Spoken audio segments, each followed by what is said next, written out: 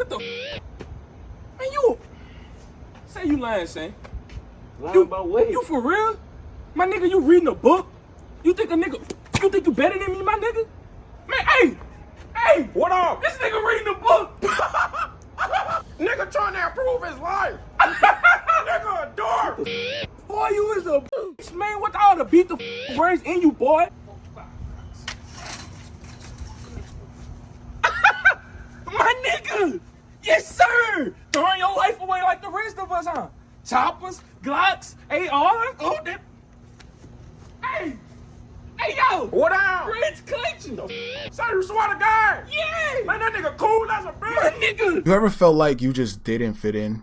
That no matter where you went, you just didn't mix with the crowd? I felt like this all the time. And it wasn't like I couldn't socialize. Like, it's easy to talk to people. But when it comes to a deeper conversation, a connection, something where it's more than just the surface level dialogue. I remember when I was training at Fort Totten with my friend from high school, we be cracking mad jokes, talking mad shit, but I remember walking after training with him down to the bus stop. I started talking to him on some deep thoughts on life, like, yo, bro, what you gonna do after this training? And he said, I don't wanna think about that. What? How can you not think about what you're doing in life, like where you're heading in life?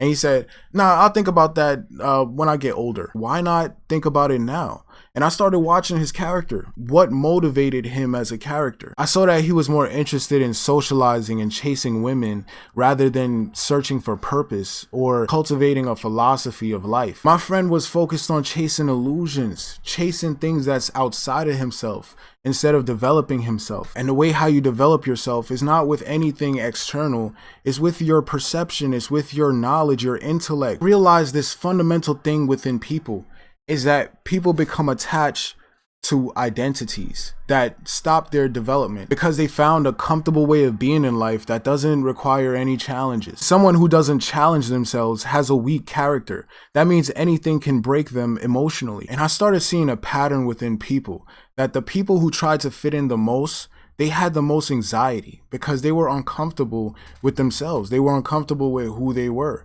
And I don't know about you, man, but I'd rather be at peace with myself and at war with the world than at war with myself and at peace with the world. I just didn't understand why people try to fit in when you could focus on the thing that makes you unique. But through my life lessons and through my interactions with people, I come to understand that people are attached to their social dynamics. They're attached to their social climate, that they don't want to do something that deviates from the social group's understanding. They want to be like a school of fish that goes together. People are just doing it through fear. They fear being alone, and it's because they fear the unknown. They don't know themselves. The fool is a stranger to the world that he lives in, and the wise seek to learn the processes that govern him. I started feeling like people who don't like to learn, they just like the surprise. They like the surprise of life. They don't like knowing what they're going to get into before they get into it. They just want to be surprised, caught off guard. I was listening to this Alan Watts lecture where he was talking about how people, some are not ready to give up the game. They're not ready to give up the illusion. So they go round and round and round and do the same thing over and over and over until they get tired of doing it and seek for a new perspective. And then when you get to college, you're still going step by step up to the great moment in which you're ready to go out into the world. And then when you get out into this famous world comes the struggle for success in profession or business. And again, there seems to be a ladder before you, something for which you're reaching all the time. And then, suddenly, when you're about 40 or 45 years old in the middle of life, you wake up one day and say, huh? I've arrived. I feel pretty much the same as I've always felt. In fact, I'm not so sure that I don't feel a little bit cheated. You can't live at all unless you can live fully now. The greatest disease to man is taking life for granted, thinking that the way how things are will forever be like that until one day you're caught off guard. If you don't plan at all, you plan to fail. And planning is using your mind to structure and bring order to your life. Looking back at those days when I was wondering why I didn't fit in, I understand now that it's because I was in tune with my soul. I was more in tune with purpose than in tune with trying to be a follower. I started thinking about where am I heading in life? What am I doing with myself? And who am I trying to be in life? Am I going to limit my experience of life to the opinions of other people, that I'm going to be scared to do something because another person might think it's corny or whack? The journey to self-discovery doesn't come without a few haters to it. Of course, there's going to be people to deter you from finding out the truth. That's because they're uncomfortable with the truth of reality and they're not ready to give up the illusion that they're in. In this world is a game called influence, where one person has more influence over another. And on your path of self-discovery, you're either going to bring people with you or you're going to leave them behind. Because when you improve yourself, when you improve your situation, you're going to inspire people or you're going to make people insecure. When I first started out, I started out with nothing, and I'm still putting in the work to put my life together to where I'm a fully actualized being. The ones who live in illusions, they think that life should come pre-assembled. They don't believe in a process. They don't believe in figuring things out. This is why they're impoverished by the mind. They lack an imagination. They lack the ability to process reality for themselves. They have to go with the group to ask the group, is this cool? Are you going to make fun of me for doing this? Am I cool enough? And that validation, that need to be liked, I noticed that psychology within everybody. That was even within me, like the need to be liked. But it doesn't get you anywhere. It doesn't push your life forward. It just holds you back. I started doing research because I know that I'm not the only person that's going through what I'm going through. I came across Earl Nightingale's lectures on YouTube, which talked a lot about thinking, that most people don't think. Doctor, what's wrong with men today? And the great doctor was silent a moment, and then he said, men simply don't think. We have to define success. And here's the best definition I've ever been able to find. Success is the progressive realization of a worthy ideal. Success is a progressive realization of a worthy ideal. The ideal is to help people, and you're progressively realizing yourself through challenges and struggles so that it strengthens you to handle more and be the strongest link in your community. Most people don't think about their own lives. They don't have a plan for where they're going. And it's okay to not know where you're going.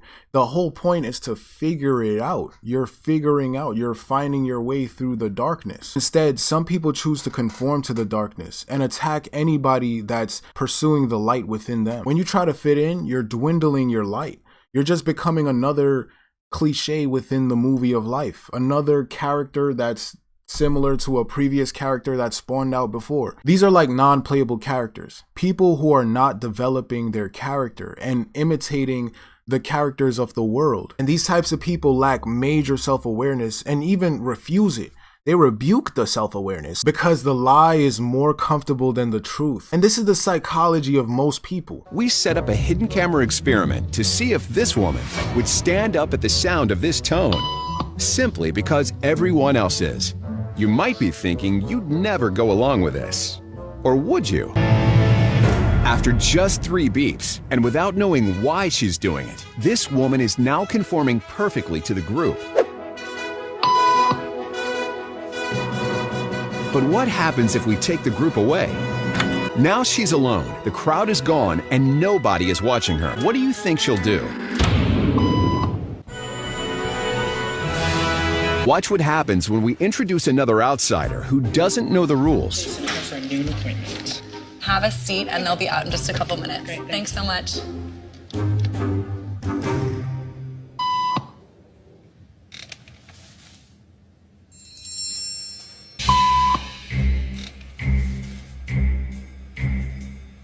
Why was it? Everybody was doing it, so I thought I was supposed to. Kept the cameras rolling as more unsuspecting patients arrived.